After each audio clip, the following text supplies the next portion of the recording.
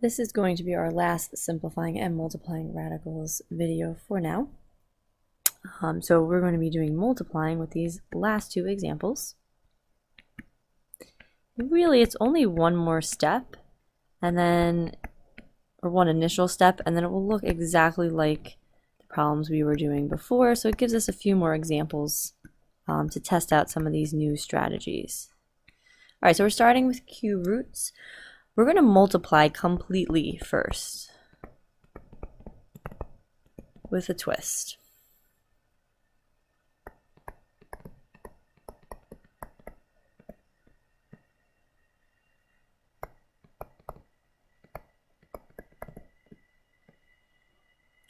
And when you multiply, remember with these to add your exponents. This came up a little bit in our first unit, but it's really going to come up a lot more now. So we're going to do cube root of, and then this, I'm just going to add in, now that I'm in the middle of this video, a 1 up here. That was not part of the original, but it's going to help us with our adding.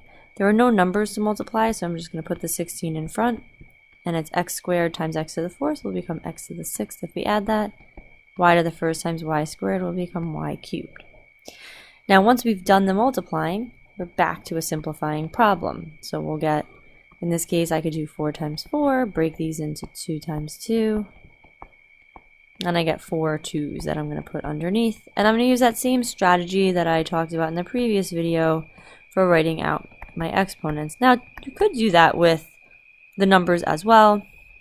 I tend to just write out the numbers. So I have one group of 3, and then for x to the 6, I can make it x cubed times x cubed, and that would add up to 6, so that's good. And then the y cubed we can just keep. So that's our other groups of 3. We just aren't writing it out completely. And then remember, for each circle we take 1 out of that group. So we take a 2, an x, and I forgot to circle the y cubed, so let's do that, and a y, and the only thing left on the inside is a 2.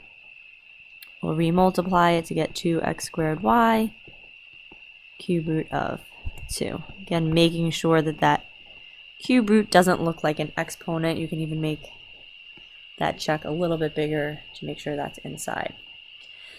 Now, although on the next one the numbers aren't going to be so big, I'm going to talk about something you can do on your first step when we go to do the simplifying. So if you end up getting larger numbers, this will help you. So here I'm going to do 4 square root 10a squared b cubed. The 4 is not the index, the 4 is outside of that. So, and then times 3, also a square root.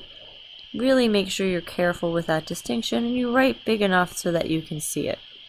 Now again, I'm missing some exponents here, so I might throw in that exponent of 1 on the a for when I'm going to be adding. For multiplying, you want to multiply your outside numbers together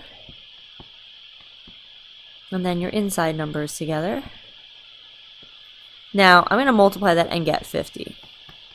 But recognize that these are my 2 starting numbers. I can use those to get a nice kickstart when I'm breaking apart the 50 later on, or I never really have to 100% multiply that out. So if you get a huge number there, use your starting numbers as your first breaking point, and then you can continue the factor tree from that. And then a squared times a to the 1st is going to be a cubed if you add that, and then it will be b to the 5th. So I kind of got my factor tree started with the 10 and the 5, and then it's going to give me 2 and 5 left, so I have 2 5s and a 2. And it's a square root, so I want groups of 2. So I'm going to do a squared times a to the 1st, so I just have 1 left over.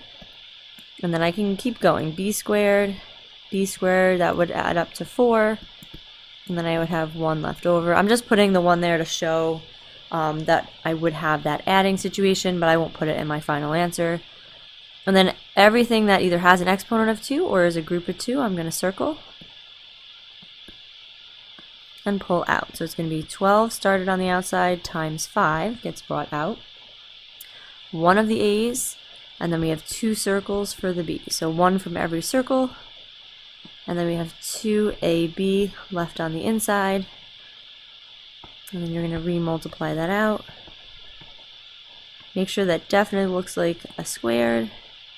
So it might even be worth putting a little bit of space, not a lot, just a little space in between the variables with the exponents and the square root, making sure that that squared shows up on the outside.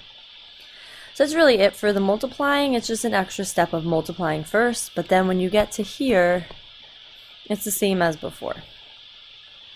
Right now that you've completed the videos, you'll be either doing practice in class right after or practice the next day, depending on the situation.